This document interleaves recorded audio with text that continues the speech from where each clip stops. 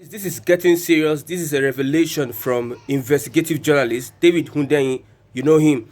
He said that M.K.O Abiola is a criminal, that he dealt in illegal businesses. He can be compared to the president Bola Ahmed Tinubu, and this revelation by David Hundeyin has sparked reactions online. People are coming for his head over this video that you are going to watch now. Watch that video and let's get your take on what this investigative journalist had said about the popular M.K.O Abiola.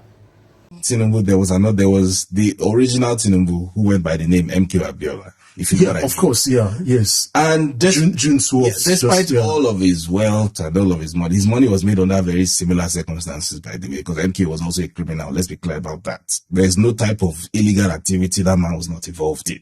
Gun running, coup financing, smuggling of every kind of illegal or illegal commodity, his hand was inside, right? And he made a fantastic fortune. And despite all of his money, that presidency that he wanted, they just made sure they did not. Yeah, but that was different era. IBB, Abacha, right? That was a different era. Abacha wanted to be president. Abacha was the man. Abacha and IBB, and so IBB said so himself. What you are telling me, so what you told me now is that the men then had ambition, but there are no men with ambitions now. No. That's what my point is, that the Nigerian system, the way the Nigerian system has been set up, it doesn't work for the Nigerian common man. People like you and I and millions of Nigerians, it doesn't work for us. The elite has their own way of thinking. Yeah, but and they also and that's the same in every society. But the thing is, the elites used to at least have a little understanding of like optics. But in Nigeria, it's never been used. Will you have a man like Abacha loot $3 billion? So more? Again, part of the story, $8 billion. Part of the story that has been forgotten is that yes, IBB looted a shit ton of money. So did Abacha. But very crucially, it wasn't in the open. It wasn't like you had to be in the know to know. I agree. Yes. But on the surface, they were actually pretending to govern, right? And then people like M.K.O, characters like M.K.O, the establishment did not like them. Yeah, Abacha was like, you're coming to mess up things for... The establishment is not like them. And it wasn't necessarily because of any, like, personality clash or something. M.K.O and IBB were friends. M.K.O financed IBB school, by the way. They're very good friends, right? M.K.O was friends with most of these military officers, including Abacha.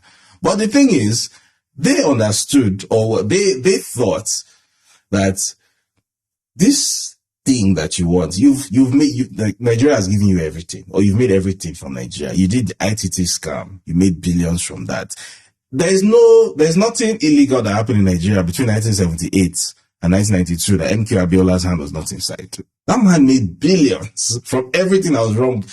Basically, the reason why we didn't have telephones, like we didn't really have telephone in Nigeria till 2001, was M.K.O Abiola. The ITT thing. That was him. He basically got a huge contract to provide the backbone for telephony in Nigeria. And it turned out to be a contract scam. He just pocketed the money and he didn't fucking do the work. Wow. That's where a large part of his fortune came from. Wow. So in their mind, they were like, obviously the military was in power when all of this happened. Yeah. So they knew, like, he was their friend. They shared the money together. So they knew that you are a crook, right? We are also crooks, but in addition to being crooks, we are also pretending to be statesmen. There's nothing statesman-like about you. You're just a crook. That's all you are. You are literally just a criminal. There's nothing else to be said about you. We don't want you here.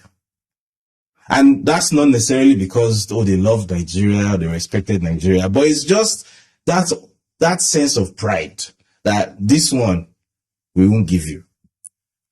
So I genuinely felt that there was still that institutional memory within Nigerian security architecture that they would look at someone like Tinubu and they would be like, this one, everything else you've eaten Lagos, you put it inside your mouth.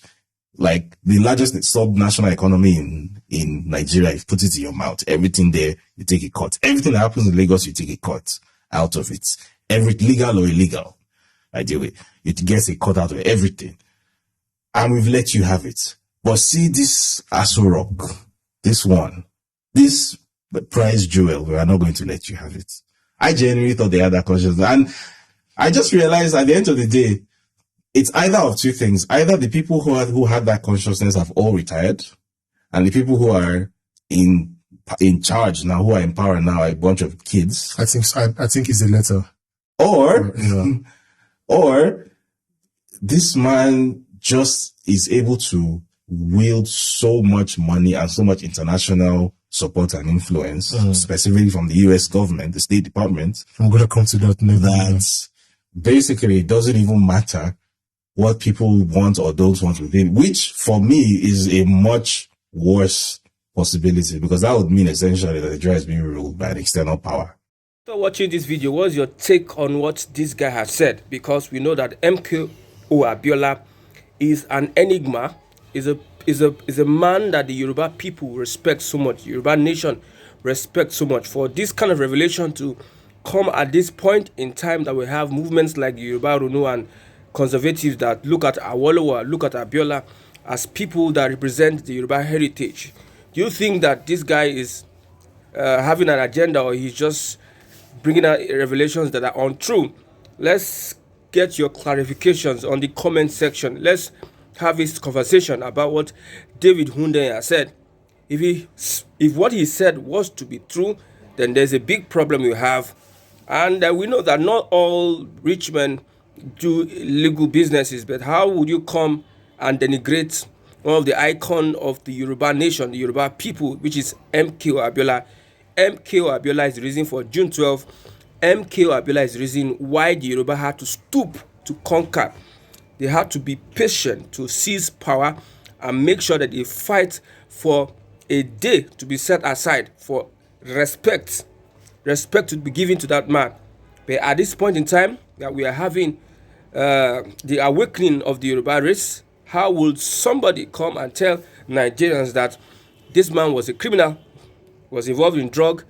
There's no difference between him and Bola Ahmed Tinubu. But personally, I take Bola Ahmed Tinubu as an exception of a Yoruba icon. But I respect Abiola for what he has done for the Yoruba people and the achievement he has made, his philanthropy, and the name he has made for the Yoruba people and Nigeria at large. But let's have this conversation on your comment section, and let's see what's your take on David Hundeyin calling M.K.O Abiola a criminal.